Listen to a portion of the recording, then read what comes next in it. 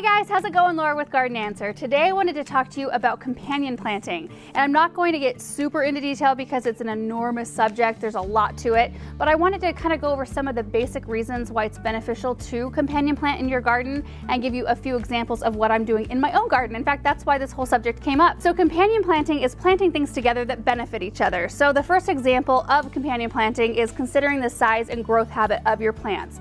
So take, for example, a cucumber. They usually vine out all over the ground. If you decide to trellis that cucumber instead and kind of grow it vertically so that it casts shade on part of your garden, you can then plant greens and spinach, things like that that benefit from a little bit more shade and extend their growing season.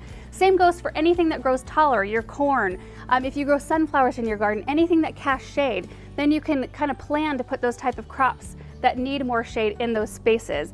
You can also plan for taller things that are sturdy like your corn and sunflowers to act as trellises for other plants, like pole beans. Pole beans love to grow up sunflowers and corn and use them as a trellis. The second example is to plant for weed suppression.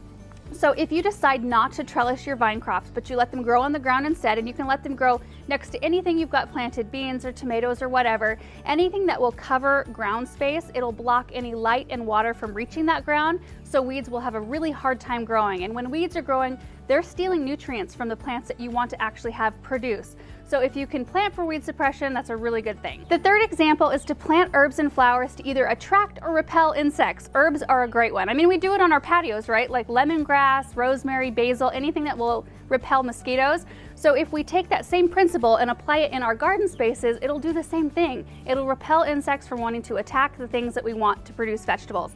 And that's what I did here in this pot. There's basil surrounding this tomato because basil repels the tomato hornworm, which tomato hornworms can be extremely devastating to a tomato plant. And it's also said that basil will help the tomatoes grow better and help the tomatoes taste better. Now, I don't know if that's exactly true, but I can believe it. So what happens is that basil smell actually overwhelms the smell of the tomato. So when the insect comes around, all they smell is basil and it kind of confuses them. And then they'll go look for something else because they don't want to feed on basil and they can't smell the tomato over it. You can also plant, like for example, thyme in with your cabbage, and that will repel the cabbage worm. And the last example is to consider root depth of all your vegetables to maximize nutrient efficiency. You don't want to plant a bunch of shallow rooted vegetables together, otherwise they'll be competing for all the nutrients at the same level under the soil. Instead, you want to take a look at all the things you're going to grow in your garden, figure out how deep all of their roots grow, and then organize your space based on that to maximize what your plants can take up. So let's say, for example, you want to grow lettuce, tomatoes, and carrots. Lettuce are a shallow rooted vegetable. Tomatoes have medium deep roots, and then carrots are a deep root vegetable. They're a root vegetable. So all of those three together are really good. But let's say you want to add in potatoes. They're another deep rooted root vegetable. You want to make sure that you're not planting them next to the carrots. You want to keep them separate from each other so that they're not competing for nutrients. And along those same lines, you want to make sure that there are nutrients in your soil for your plants to take up. I always add Biotone starter fertilizer into my raised beds and my containers. In fact, I added it to this container before I planted, and it gives the plants a really good source of nutrients to start growing from, and it's a slow feed, which I really like.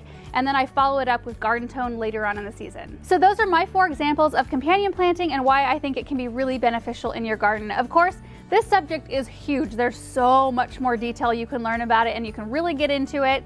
But I just hope that this video serves as a cursory overview of the subject and kind of get you thinking along those lines. So I really hope you enjoyed it. We'll see you in the next video. Bye.